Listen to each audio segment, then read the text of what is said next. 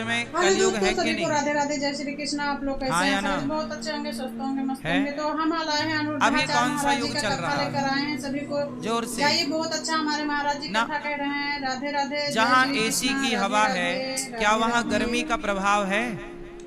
उत्तर दो। एसी की हवा होगी तो गर्मी का प्रभाव नहीं होगा। उसी तरह जहाँ कीर्तन है, सत्संग है, भगवान की कथा है, वहाँ कलयुग का कोई प्रभाव नहीं होता। कलयुग का प्रभाव कहाँ होता है? 4 जगह। कलयुग कितनी जगह प्रभावशाली है? 4। कहाँ कहाँ? द्यूतम पानम स्त्रियः सूना यत्रा धर्मश्चतुर्विधा। कलयुग कहाँ कहाँ प्रभावी है? जुआ, जहाँ जुआ होगा वहाँ कलयुग होगा। जहाँ शराब होगी वहाँ कलयुग होगा। जहाँ चरित्रहीनता होगी वहाँ कलयुग होगा। जहाँ मांस होगा, चोरी, बेईमानी, भ्रष्टाचार होगा वहाँ कलयुग होगा। जहाँ कथा है, सत्संग है, वहाँ कलयुग का क्या काम। इसलिए कहते हैं कि आप भी अपने घर का माहौल सत्संग कीर्तन वाला रखिए, ताकि आपके घर में भी कलयुग का प्रभाव ना पड़े। जहाँ सत्संग है, कीर्तन है, इसलिए रोज कीर्तन करो। श्री कृष्ण गोविंद हरे मुरारी, हे नाथ नारायण वासुदेव। एक घड़ी आधे घड़ी आधे की बुनियाद, तुलसी चर्चा राम की हरे कोटि अपराध। थोड़ा कीर्तन करो, थोड़ा सत्संग करो। जहाँ कीर्तन सत्संग है वहाँ कलयुग का प्रभाव। कलयुग, वहाँ लोग कहते हैं हम कलयुग में रहते हैं, ये तो कलयुग है ना मेरी माँ। कलयुग में भी सतयुग और त्रेता और द्वापर जैसा माहौल हो सकता है, आप चाहें तो। कलयुग वहाँ है जहाँ जुआ चल रहा है, शराब चल रही है। आप बच लो शराब से, जुआ से, परस्त्री से, बेईमानी से। आपका कलयुग कुछ ना बिगाड़ेगा।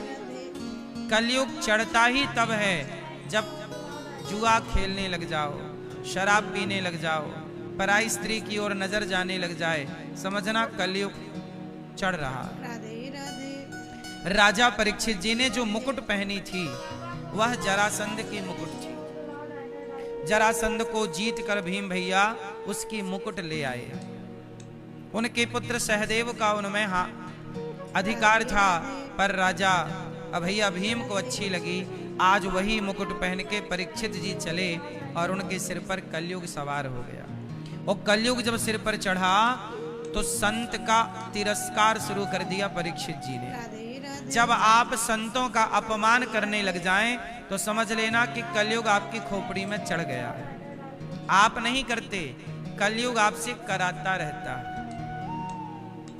राजा परीक्षित जी ने एक संत के गले में मरा हुआ सांप डाल दिया, और जब मरा हुआ सांप डाला तो संत समीक ऋषि के पुत्र श्रृंगी ने जब देखा, सुना कि मेरे पिता का परीक्षित जी ने अपमान किया, उन्होंने हाथ में जल लेकर शाप दे दिया। इति लंघित मर्यादम तक्षकाः सप्तमे हनि। हे राजन, तुमने एक साधु का अपमान किया है, जाओ हम तुम्हें शाप देते हैं। आज से 7वें दिन तक्षक तुम्हें डसेगा। और 7वें दिन राजा परीक्षित जी को 7 दिन में मरने का शाप लगा। क्यों लगा? संत का अपमान किया था। अब हाथ जोड़ के परीक्षित जी सुखदेव जी से कहते हैं कि गुरुदेव, मुझे 7 दिन में मरना है, बताओ मैं क्या करूं। आयु बहुत थोड़ी है, बहुत कम समय में बहुत लंबी यात्रा करनी है, क्या करें कि मेरा कल्याण हो जाए। तब परीक्षित जी को सुखदेव जी ने कहा, राजन, वरीयाने सते प्रश्न क्रतो लोकहितं नृप आत्मवित् सम्मतः पुंसा श्रोतव्यादिषु यः परः। आपने बड़ा उत्तम प्रश्न किया है। वरीयाने सते प्रश्नः कृतो लोकहितं नृप। जन कल्याण के लिए आपने बढ़िया बात पूछी है। जिसे 7 दिन में मरना हो वो क्या करे? तो वो भागवत सुने। क्या करेगा? भागवत सुनने से क्या होता है? सारे पाप समाप्त हो जाते हैं, व्यक्ति पाप मुक्त हो जाता है। यदि आप 7 दिन कथा सुन लें और कथा सुन करके कथा के मार्ग पर चल पड़े, जो बताया जाए, तो आप पाप से मुक्त हो जाएंगे। परीक्षित जी ने भागवत सुनी और सुखदेव जी ने भागवत की शुरुआत कहां से की? मनुष्य मात्र के धर्म से। मनुष्य का धर्म क्या है? आप में से कितने लोग मनुष्य हैं? जो मनुष्य हैं वो अपना हाथ उठाएं। कौन कौन मनुष्य हैं? उठा लिया हाथ? चलो हाथ नीचे करो। अब बताओ मनुष्य किसे कहते हैं? बताओ मनुष्य की परिभाषा क्या है? आप बताओ जसवा वाली भैया, मनुष्य किसे कहते हैं? मैया शोर ना करो मेरी माँ, शांत रहो, चुपचाप बैठो, शांत। मनुष्य किसे कहते हैं?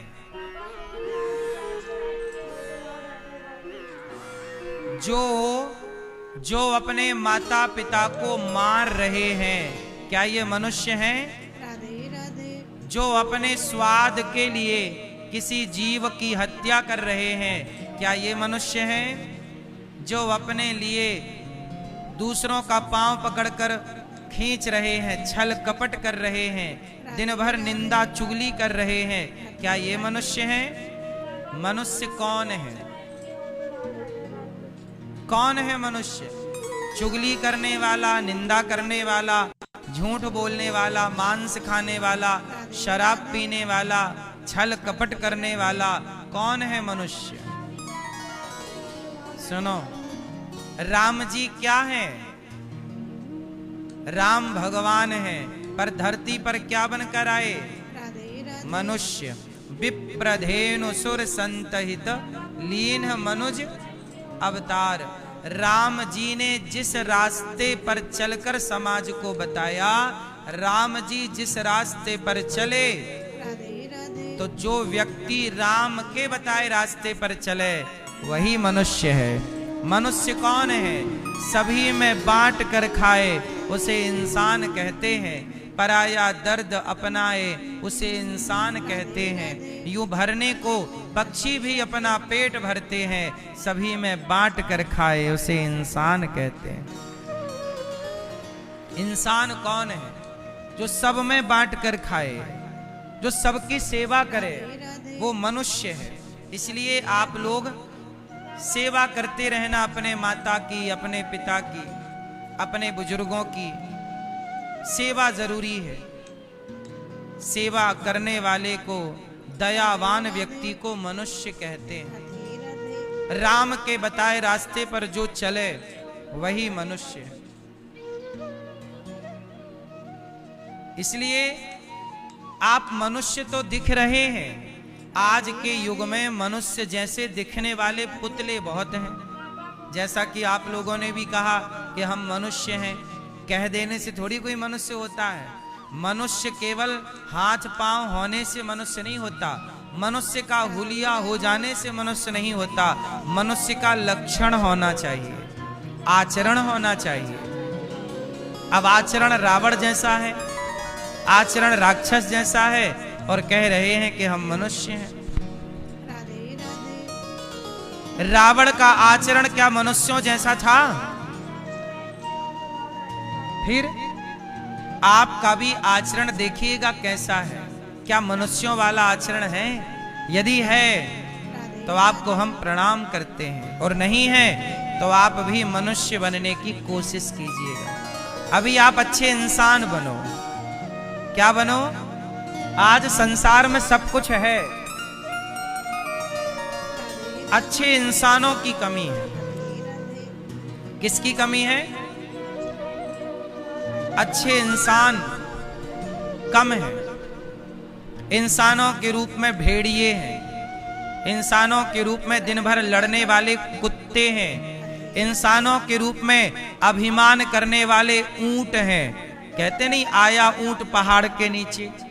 ऊंट को लगता है मेरे से ऊंचा कोई नहीं है। पहाड़ देखकर लगता है कि नहीं जी, ये तो मेरे से भी ऊंचा है।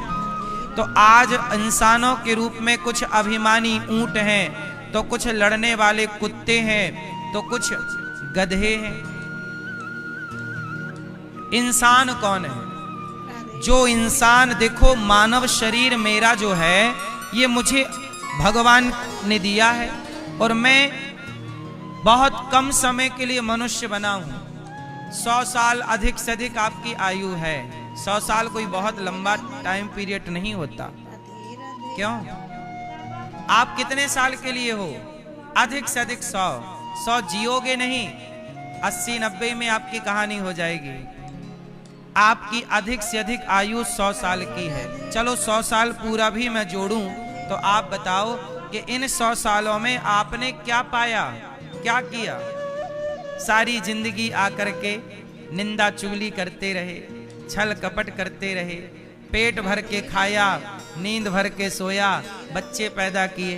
तो खाना तो कुत्ता भी खाते हैं, सोना तो बिल्ली भी जानती है, और बच्चे पैदा करने तो कुत्तों को भी आते हैं।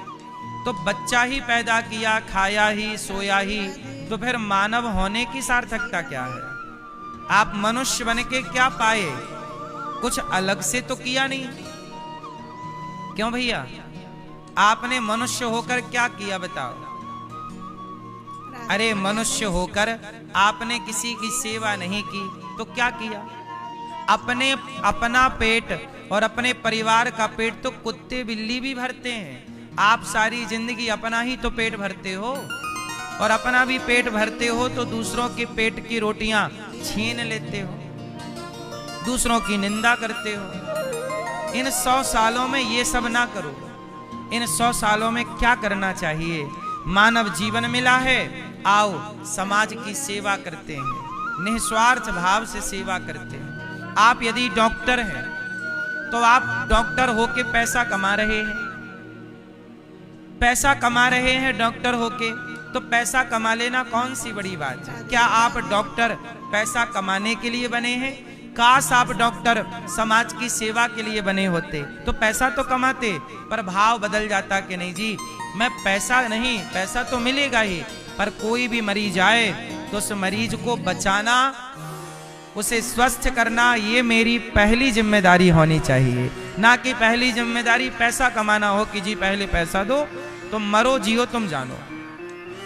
लेकिन आज आपने देखा होगा डॉक्टर कुछ तो ऐसे हैं जो सेवा कर रहे हैं, लेकिन कुछ तो पैसे ही कमा रहे हैं। बोलो हाँ।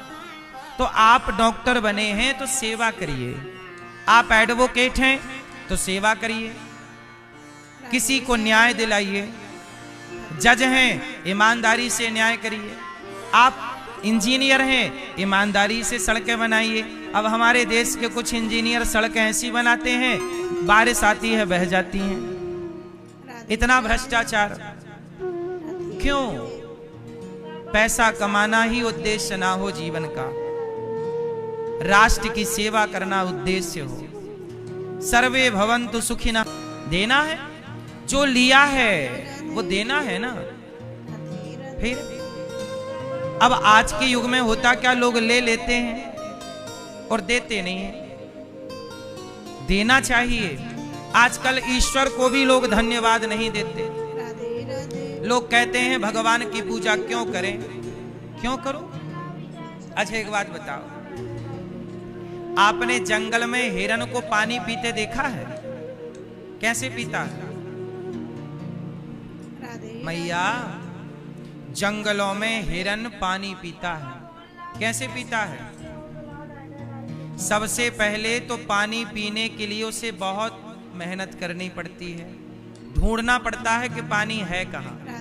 फिर वो पानी तक पहुंच भी जाए तो उसे खतरा रहता है कि कहीं पानी के भीतर मगर ना हो, कहीं मैं पानी पी रहा हूं पीछे से शेर ना आके पकड़ ले। वो डरता हुआ पानी पीता है। कई बार उसकी प्यास नहीं बुझती और वह किसी का भोजन बन जाता है। बोलो हाँ, ये बात सही है कि गलत है? हाँ या ना? फिर सोचिए कि चाहे जंगल का हिरन हो या जंगल का कोई भी पशु पक्षी हो, वो डर में रहते हैं कोई हमारा शिकार ना कर ले। लेकिन आप कितने सुखी हैं। आपको इस बात का डर नहीं है। जब आप पानी पीते हैं तो आपको कोई डर नहीं होता।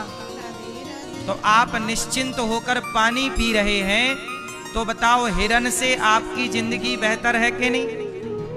जबकि हिरन को भी ईश्वर ने बनाया है, आपको भी ईश्वर ने बनाया है। इसका मतलब ये हुआ कि 84 लाख योनियों में सबसे अच्छा शरीर, सबसे अच्छा जीवन परमात्मा ही कर सकते हैं। हम कुत्तों से नहीं कह सकते कि तुम अच्छे काम करो। हम बिल्ली से नहीं कह सकते कि बिल्ली अच्छा काम करे। आपने मानव चोला पाया है, धन्यवाद दीजिए उस परमात्मा का जिन्होंने आपको निश्चिंत होकर पानी पीने के योग्य बनाया है, भोजन करने के योग्य बनाया। लेकिन लोग भगवान का धन्यवाद ना देकर गालियां देते हैं कि हे भगवान तुमने हमें ये नहीं दिया। सारी जिंदगी शिकायत करते हैं कि हे भगवान ये नहीं दिया, वो नहीं दिया, वो नहीं दिया। मुझे लगता है कि कभी भगवान से शिकायत नहीं करनी चाहिए। जो दिया है बहुत, अब हम अपने को काबिल बनाएं और समाज की सेवा करें। सेवा करो। ये दास अनिरुद्ध आप लोगों से भिक्षा मांग मांग कर 300 वृद्ध माओं की सेवा करता है, गौ माता की सेवा करता है। एक विद्यालय बनाने का मेरा मन है, कक्षा 1 से लेकर 12वीं तक CBSE बोर्ड का, जहां केवल शिक्षा ना होगी, संस्कार होंगे। और CBSE बोर्ड की शिक्षा बच्चों को निःशुल्क दी जाएगी गौरी गोपाल भगवान की ओर से। मेरा मन है कि मैं एक विद्यालय बनाऊं CBSE बोर्ड का, जहां बच्चे बच्चियां सब पढ़ें, हजारों बच्चे पढ़ें, पर निःशुल्क पढ़ें। शिक्षा सबके लिए होनी चाहिए। आजकल हमारे देश में शिक्षा, जिनके पास पैसा है वो तो CBSE बोर्ड में पढ़ लेगा, जिनके पास पैसा नहीं है वो CBSE बोर्ड में क्या पढ़ेगा। शिक्षा में भी तो भेदभाव है ना हमारे देश में। वो भेद को मैं मिटाना चाहता हूं। मैं कर पाऊंगा नहीं कर पाऊंगा वो अलग विषय है, लेकिन मैं सोच तो रहा हूं। क्यों मेरी मां? भैया चल रहा 5 मिनट,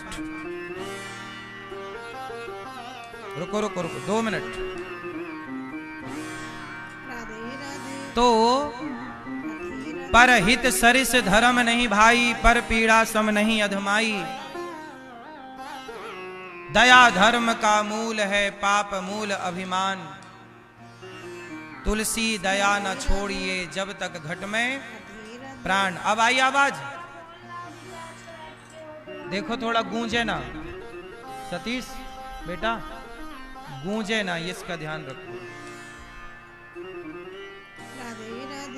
तुलसी दया न छोड़िए, जब तक घट में, ठीक है ठीक है। इसको दया धर्म का मूल है, पाप मूल अभिमान।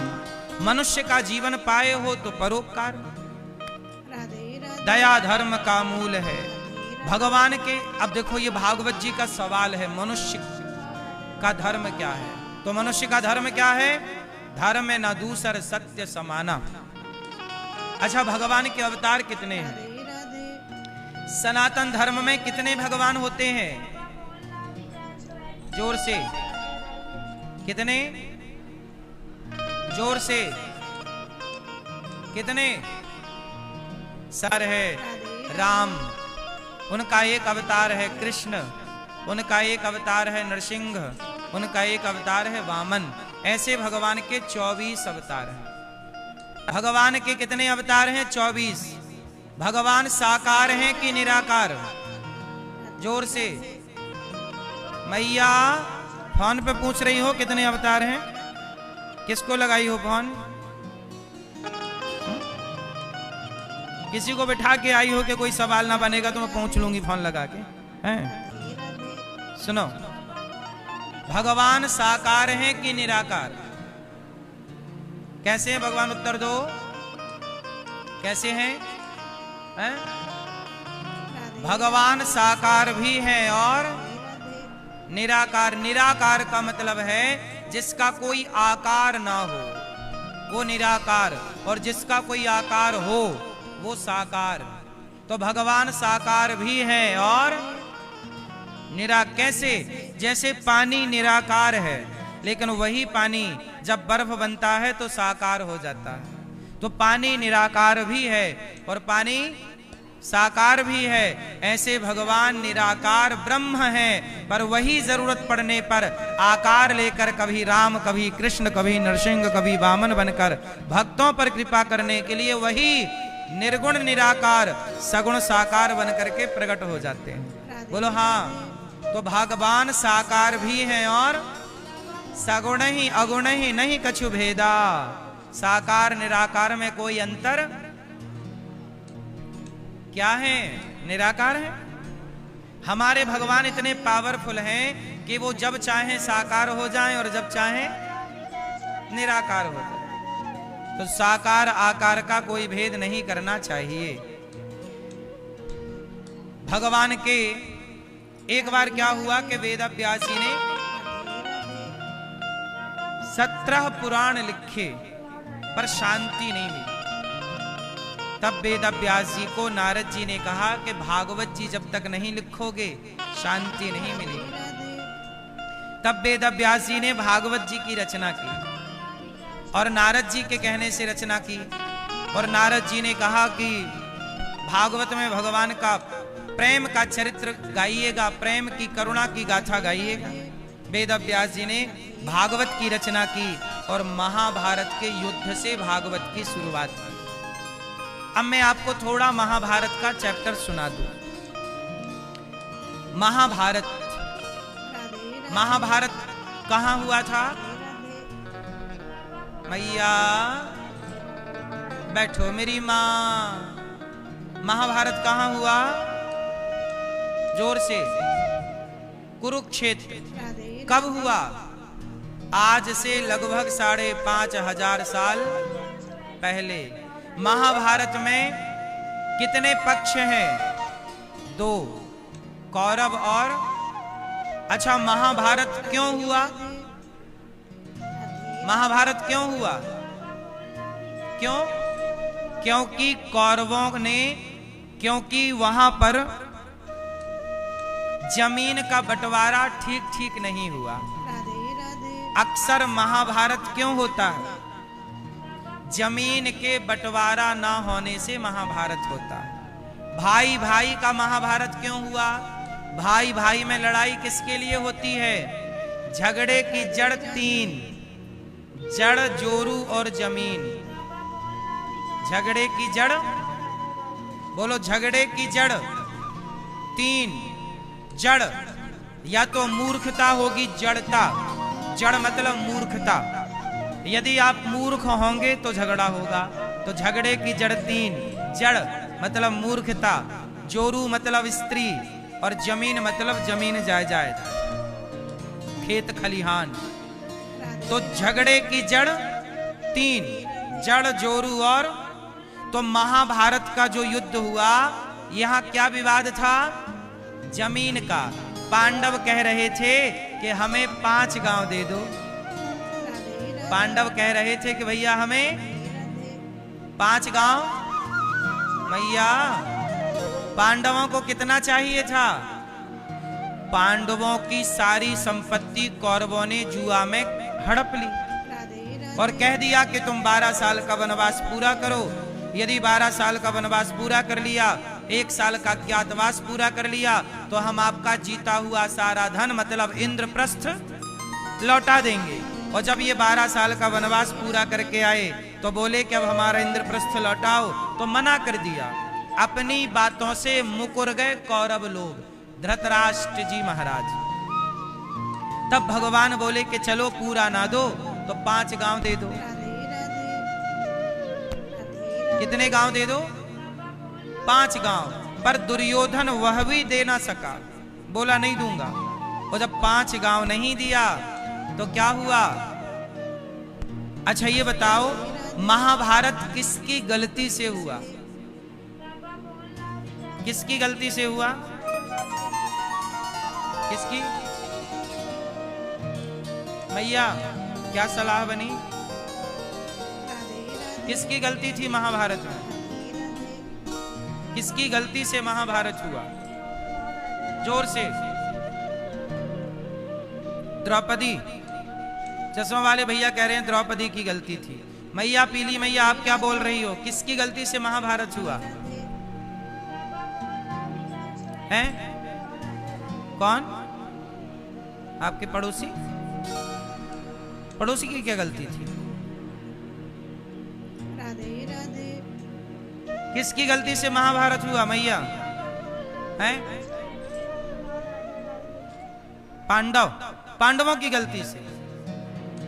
सुनो, नहीं मैया मिली हैं अपने को, प्रणाम कर लो सब लोग। कह रही है पांडवों की गलती से महाभारत हुआ।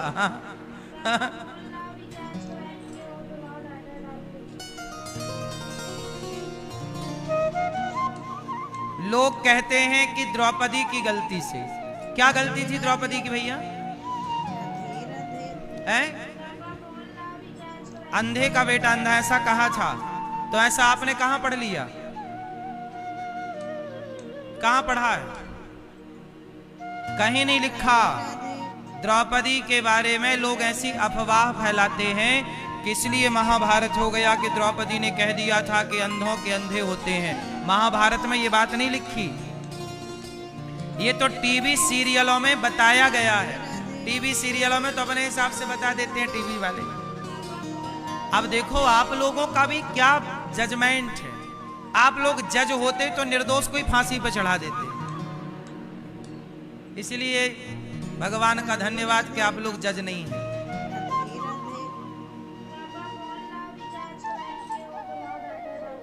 सोचो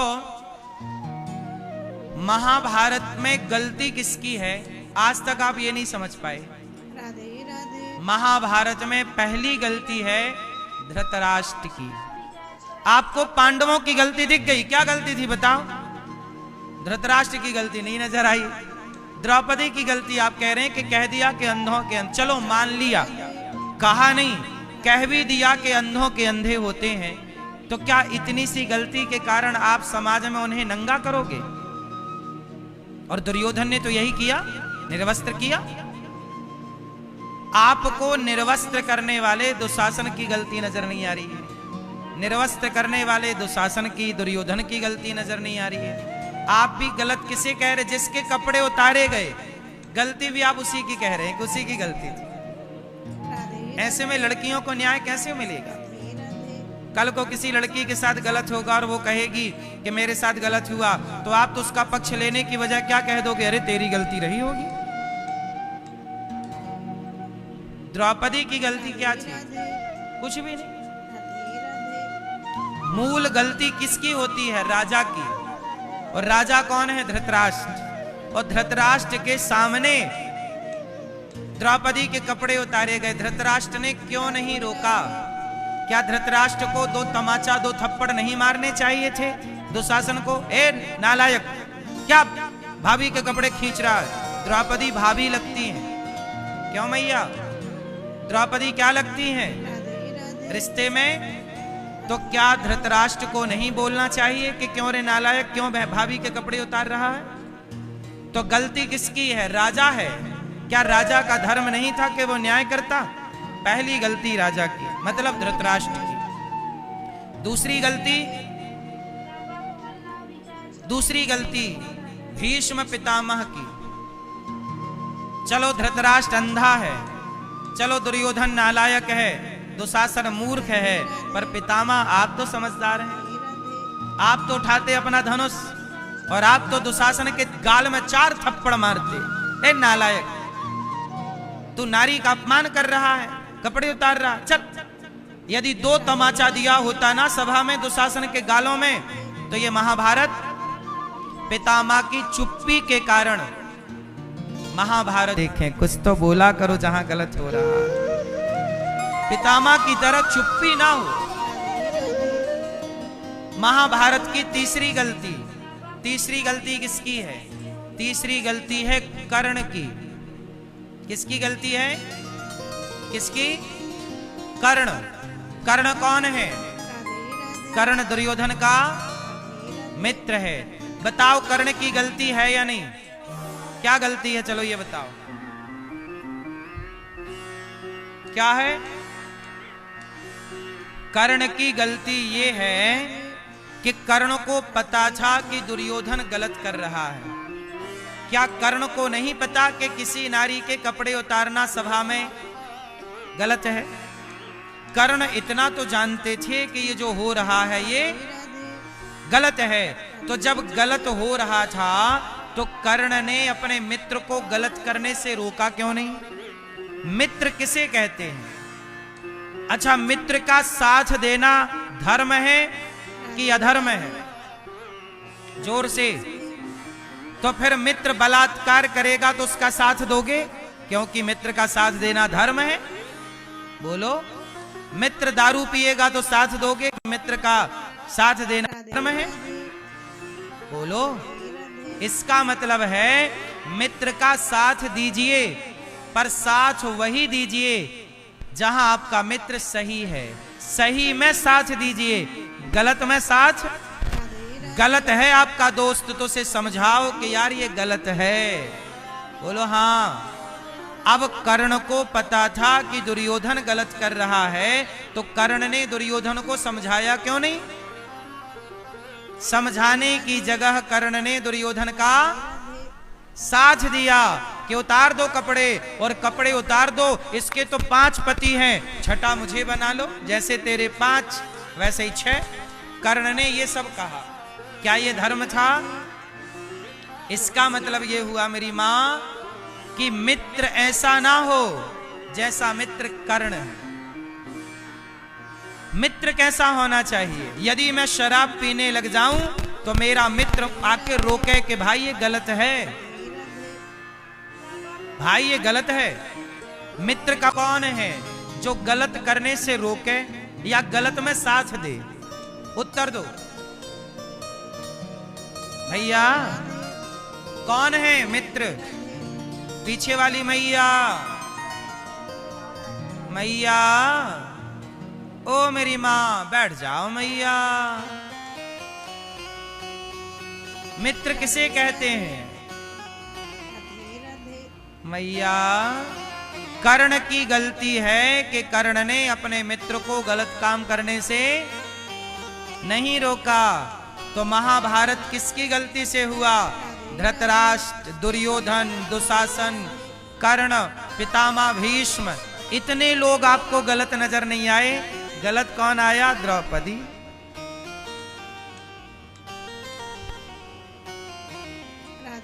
महाभारत क्यों हुआ? सही बंटवारा कर देते धृतराष्ट्र महाराज, पांडवों को 5 गांव दे देते, उनकी भूमि लौटा देते, तो ये महाभारत। इसलिए कहता हूं कि जमीन जायदाद हड़पा ना करो, कल भी हमने कहा था। अब महाभारत हुआ और महाभारत में ना 99 कौरव मारे गए। दुर्योधन की जांग तोड़ दी भीम भैया ने, और जब जांग तोड़ी और जब दुर्योधन भी मर गया, तब धृतराष्ट्र को लगी भूख।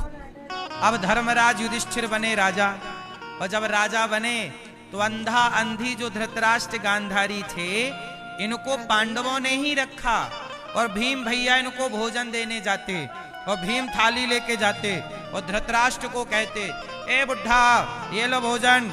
रोटी ऐसे फेंक देते भीम भैया, ए बुढ़ा ये ले, ये रहा साग, और ये रही एक रोटी, और दूसरी रोटी ये रही। अब धृतराष्ट्र तो अंधे थे, अब धृतराष्ट्र ऐसे करते, भैया कहाँ रोटी? हाँ एक रोटी मिल गई, सुनो एक और दे दो भीम। तो बोले उस कोने में पड़ी है। अब वो ढूंढते हुए, अंधे तो थे, जाते और दूसरे कोने में रोटी उठाते, फिर आगे साग की कटोरी मिलती, फिर खाते। कुत्तों की तरह रोटी देते भीम भैया धृतराष्ट्र को। अब आप लोगों से मेरा सवाल है कि भीम भैया धृतराष्ट्र के साथ सही कर रहे हैं कि गलत? जोर से, जोर से, जोर से। हैं? बहुत दया आ रही है क्यों धृतराष्ट्र पर? बस मेरी मां, ये धृतराष्ट्र महाराज दया के लायक, ये इसी लायक है। क्यों? दया सब पर नहीं करनी चाहिए, दया जरूर करनी चाहिए, पर वो ये धृतराष्ट्र वही धृतराष्ट्र हैं जिन्होंने पांडवों को जिंदा जलाने के लिए लाक्षागृह बनवाया था, और जिंदा जलाने के लिए आग लगवा दी थी उस लाक्षागृह में, और पांडवों को जिंदा जलाने का षड्यंत्र रचा था। ये वही धृतराष्ट्र हैं जिनके सामने इनकी बहू की, पांडवों की पत्नी की लाज लुटती रही और ये शब्द ना बोले। क्या ये न्याय था? भगवान कृष्ण आए, कहा पांडवों को 5 गांव दे दो, भगवान की बात ना मानी ये धृतराष्ट्र महाराज ने। और अब ये उम्मीद करते हैं कि तुम हमें रोटी सम्मान से दो। जब तुमने कभी सम्मान दिया ना हो तो सम्मान पाओगे कैसे साहब? सम्मान दिया है तुमने पांडवों को। इसलिए धृतराष्ट्र की ये हालत के जिम्मेदार भीम भैया नहीं है, ये धृतराष्ट्र वही हैं कि धृतराष्ट्र ने बोला कि जरा भीम आओ मैं तुम्हें गले लगा लूं। वो गले लगाने के बहाने ना ये भीम को मार डालना चाहते थे। वो तो भगवान ने मोम का बना पुतला पकड़ा दिया तो इन्होंने चूर चूर कर दिया। ये वही धृतराष्ट्र हैं, ये दया के योग्य नहीं है। बस मेरी मां दया जरूर करनी चाहिए। आप लोगों, हमारा देश गुलाम क्यों बन गया? हमारा देश गुलाम इसलिए बना क्योंकि हमने जरूरत से ज्यादा दया कर ली। उन पर भी दया की जो दया के पात्र नहीं थे। पृथ्वीराज चौहान ने मोहम्मद गौरी को 17 बार छोड़ा। क्या जरूरत थी इतनी दया करने की? 1 बार छोड़ा चलो, 2 बार छोड़ा चलो, 3 बार छोड़ा चलो, 4 बार छोड़ दिया, ठीक है दया कर ली। इतनी बार दया तुमने की और जब तुम्हें उसने 1 बार पकड़ा तो उसने तुम्हें 1 बार मौका, जब उसने 1 बार दया नहीं की तो तुमने भी 17 बार दया क्यों की? मार देते ना मोहम्मद गौरी को तो तुम्हारी आंखें भी ना फूटती, तुम्हारी सिंहासन भी ना जाती और तुम्हारी पत्नी को जिंदा ना जलना पड़ता संयोगता को। आपकी पत्नी जिंदा जल गई। दया इतनी ना करना मेरे भारतवासियों कि उस दया के कारण तुम्हारी बहन बेटियों को जिंदा जलना पड़े। दया जरूर करनी चाहिए, पर कितनी, किस पर दया करें? दया धर्म का मूल है, पाप मूल अभिमान। तुलसी दया न छोड़िए जब तक घट में प्राण। हम ये नहीं कहते दया ना करो। क्या आतंकवादियों पर दया करना धर्म है? जोर से, आतंकवादियों पर दया करना धर्म नहीं, पाप हो जाएगा। इसलिए किस पर दया करें? धृतराष्ट्र महाराज दया के पात्र नहीं है। इनकी हिस्ट्री पढ़ो। ये भीम भैया इन्हें कुत्तों की तरह रोटी दे रहे हैं, ये भी भीम भैया का उपकार है। ये इस कुत्तों के रोटी के योग्य भी, इन्हें कुत्तों जैसी रोटी मिले ये इसके लायक भी नहीं है, लेकिन भीम भैया ने फिर भी दी रोटी इन्हें कि खाओ। जब आप हमारे साथ गलत ही गलत करेंगे और उम्मीद रखेंगे कि हम आपके साथ अच्छा करें, ना साहब ये न्याय नहीं होगा। जैसे को भगवान कृष्ण का यही न्याय है। उदाहरण से समझो आप। हमारे कन्हैया न्याय करते हैं। कैसा न्याय करते हैं? अच्छा बताओ, झूठ बोलना धर्म है कि अधर्म है? जोर से, जोर से। झूठ बोलना पाप है, लेकिन भगवान कृष्ण ने ही महाभारत में कहा कि धर्मराज भैया, धर्मराज युधिष्ठिर बोल दो कि अश्वत्थामा मारा गया। झूठ बोलना पाप है, पर भगवान कृष्ण कहते हैं कि बोल दो, कि झूठ बोल दो। भगवान कृष्ण क्या कह रहे हैं? झूठ बोल दो। अब झूठ बोलना पाप है और एक तरफ भगवान खुद कह रहे हैं कि झूठ बोल दो। क्यों? इसे समझ पाए आप लोग आज तक? आओ हम समझाते हैं आपको बहुत गहराई से। झूठ बोलना पाप है, ये बात बिल्कुल सही है, परंतु आज गुरु द्रोणाचार्य क्या कर रहे हैं जानते हो? निर्दोष सेना को मार रहे हैं, चला रहे हैं बाण। शक्तिवान है, शक्तिशाली है, तो निर्दोष प्रजा को मार रहे, निर्दोष सेना को मार रहे हैं। तब भगवान ने कहा इनको रोकना पड़ेगा। कैसे रोकेंगे? बोले सच से रोकेंगे नहीं तो झूठ से रोको। तो हवा फैला दी कि इनका बेटा अश्वत्थामा मारा गया। भगवान ने कह दिया कि धर्मराज कह दो कि अश्वत्थामा मारा गया। धर्मराज बोले मैं नहीं बोलूंगा झूठ। तब भीम से कहा कि अश्वत्थामा नाम का जो अपना हाथी है इसे ही मार दो। मार दिया हाथी को, ये मर गया हाथी। बोले अब तो बोल दो। बोले बोल दे रहा हूं। तो बोल दिया। सबसे सूचना मिली तो गुरु द्रोणाचार्य ने सबकी बात नहीं सुनी। धर्मराज युधिष्ठिर पे भरोसा था कि ये बंदा कभी झूठ नहीं बोलेंगे। तो बताओ धर्मराज, अश्वत्थामा मारा गया क्या?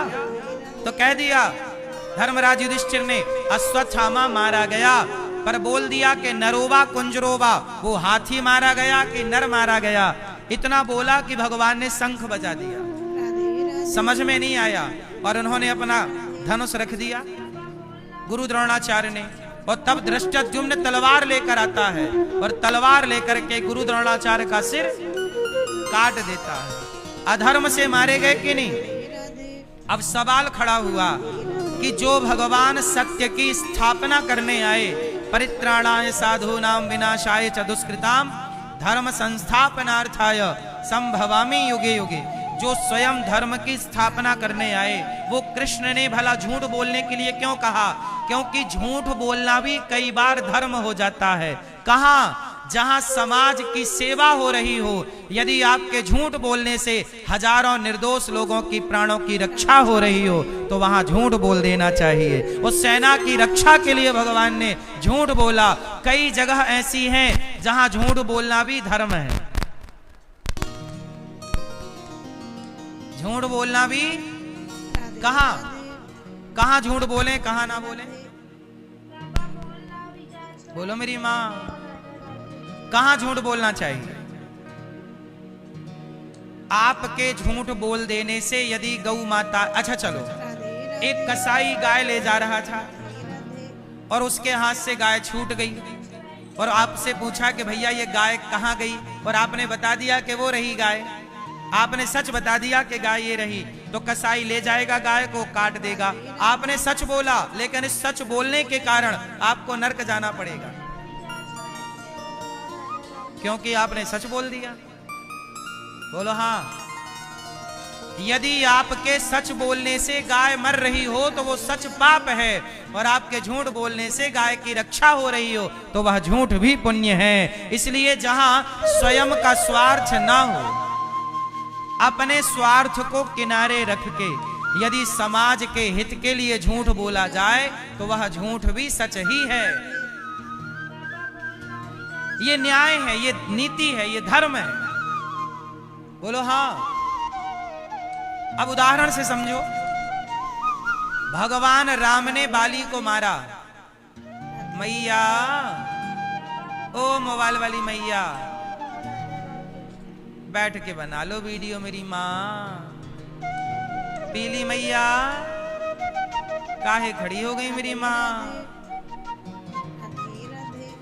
हर थोड़ी थोड़ी देर में मैया को पता नहीं क्या हो जाता है। फिर मैं खड़ी हो जाऊंगी, फिर मैं बैठ जाऊंगी, फिर खड़ी हो जाऊंगी, फिर बैठ जाऊंगी। थोड़ा यहाँ बैठी हूँ, अब वहां बैठूंगी, फिर वहां से उठूंगी, फिर यहाँ बैठूंगी। हाँ, इधर चली मैं उधर चली, पता नहीं मैं किधर चली। चली चली बस। सुनो, झूठ बोलना पाप है, पर दया कितनी करें?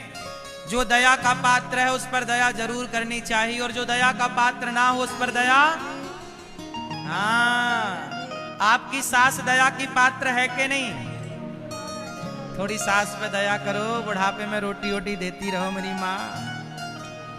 और मैया बहू दया की पात्र है कि नहीं? बोलो हाँ। बहू पे भी दया करो, वो भी आपकी बेटी है। सुनो, देखो धर्म कितना सूक्ष्म है, समझ की बात है। भगवान राम ने बाली को मारा, बोलो हाँ या ना? मारा कि नहीं? सामने से मारा कि छिप के मारा? राम जी ने बाली को कैसे मारा? जोर से, सामने से मारा। क्यों नहीं मारा? राम जी सामने से क्यों नहीं मारे? कहते हैं कि बाली के सामने जो जाता उसकी आधी सामने वाले की ताकत बाली पे आ जाती, ऐसा सुना है। लेकिन ये बात राम जी पे लागू नहीं होती, क्योंकि राम भगवान है। राम चाहते तो सामने से मार सकते थे। और आप लोगों ने सुना होगा कि बाली के पास ऐसी कोई ताकत थी, कोई वरदान था, लेकिन इस वरदान के बारे में सही है कि ये वरदान क्या है भगवान जाने, लेकिन आपको अब जो बताएं वो ध्यान से सुनो। सच्चाई तो ये है कि राम जी चाहते तो बाली को सामने से मार सकते थे, पर सामने से क्यों नहीं मारा? सामने से इसलिए नहीं मारा कि बाली के पास मेरी ताकत चली जाएगी, इस बात को लेकर राम जी ने पीछे से या छिपके नहीं मारा। कारण कुछ और था, कारण कुछ और है, वो कारण जान लेना जरूरी है आपके लिए, इसलिए मैं बताना चाहता हूं। बताऊं कि ना बताऊं? किस किस को बताऊं?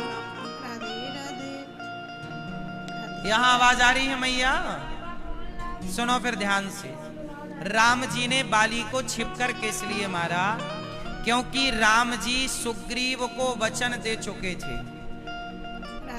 राम जी ने सुग्रीव को वचन क्या दिया कि सुग्रीव सुन, सुग्रीव मारी हूं बालहि एक ही बाण, ब्रह्म रुद्र शरणागत गए ना उबरे ही प्राण।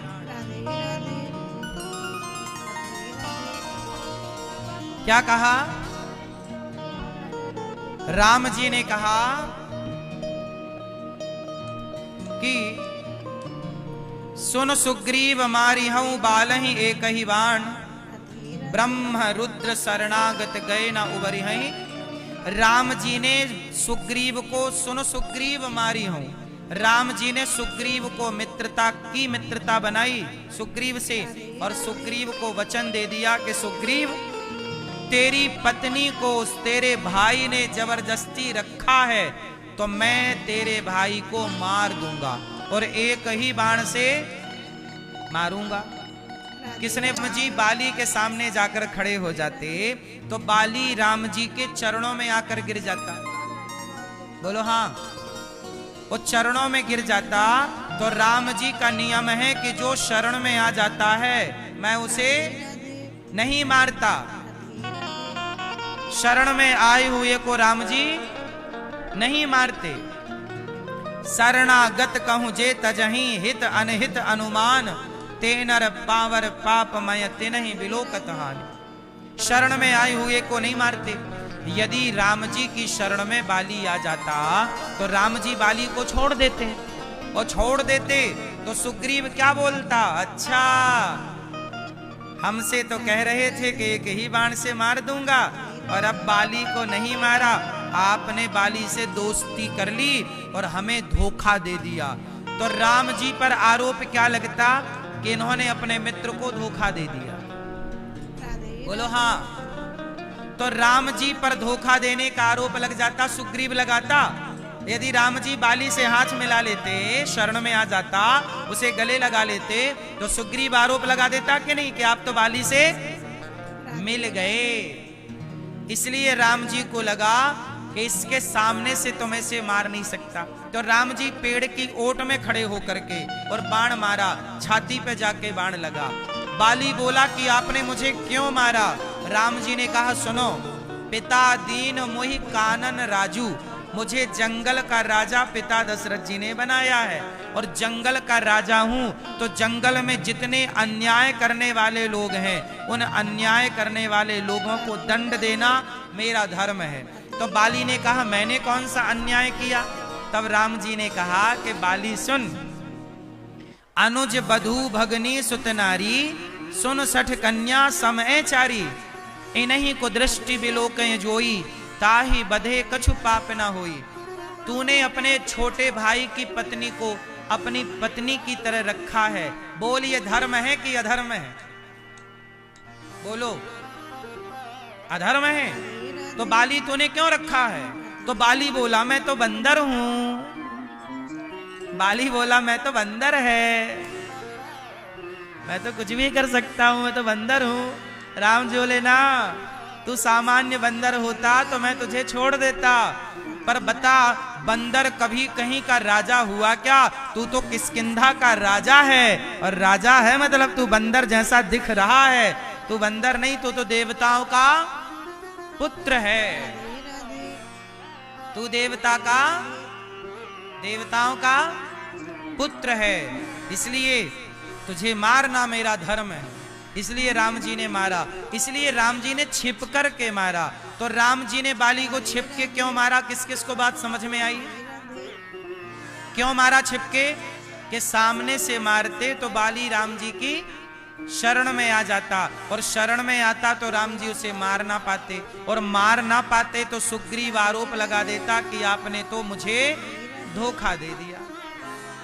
तो राम जी पर आरोप धोखा देने का लगता।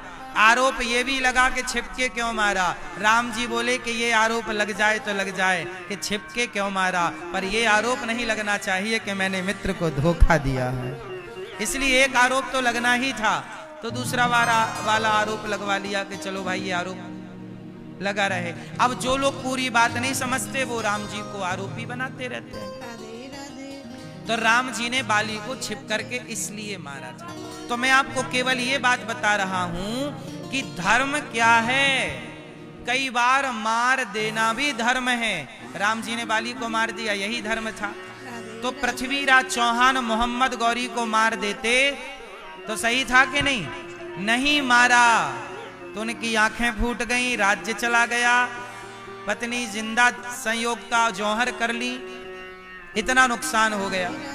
इसलिए धृतराष्ट्र महाराज को कुत्तों की तरह रोटी परोसी जा रही है। बताओ भीम भैया सही कर रहे हैं कि गलत?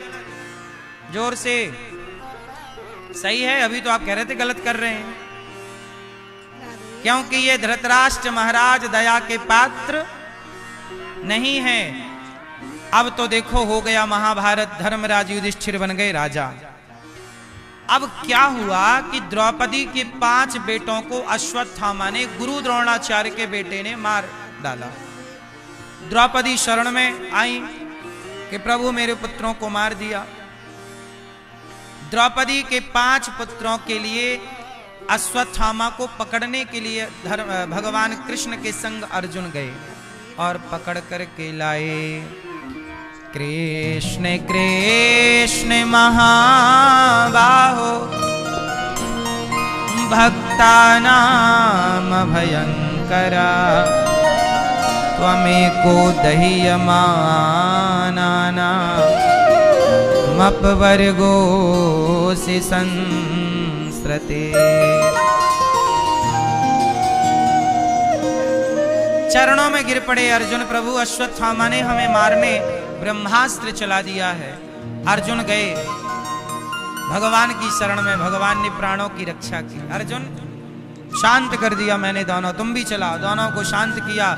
अश्वत्थामा का के बाल पकड़ के द्रौपदी के सामने खड़ा कर दिया। द्रौपदी आपके बेटे का हत्यारा ये रहा। द्रौपदी से कहा क्या दंड देना है? द्रौपदी ने कहा इसे छोड़ दो। क्यों? क्योंकि दया धर्म का मूल है, पाप मूल अभिमान। तुलसी दया न छोड़िए, जब तक घट में प्राण। दया धर्म का मूल है। द्रौपदी बोली ये गुरु पुत्र है, इसे छोड़ दो। भीम भैया बोले ना, इसे मारेंगे। अश्वत्थामा के सिर की मणि निकालकर नगर से धक्के मारकर अश्वत्थामा को निकाल दिया। अश्वत्थामा ने उत्तरा के गर्भ को नष्ट करने के लिए ब्रह्मास्त्र चला दिया। उत्तरा दौड़ी दौड़ी आई, पाहि पाहि महायोगिन। अच्छा उत्तरा कौन है?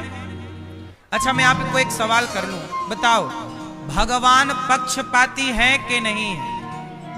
उत्तर दो सब लोग। ए भैया, ओ मोबाइल वाले, भगवान पक्षपाती है या नहीं? क्यों? पीछे वाली मैया, भगवान पक्षपाती है या नहीं? नहीं, ये मैया कह रही है नहीं है। इस तरफ वाली मैया है या नहीं? आप लोग क्या कह रहे हैं? नहीं, हाँ या ना? मैया क्या बोलती तू? भगवान पक्षपाती है कि नहीं? जोर से हाँ या ना?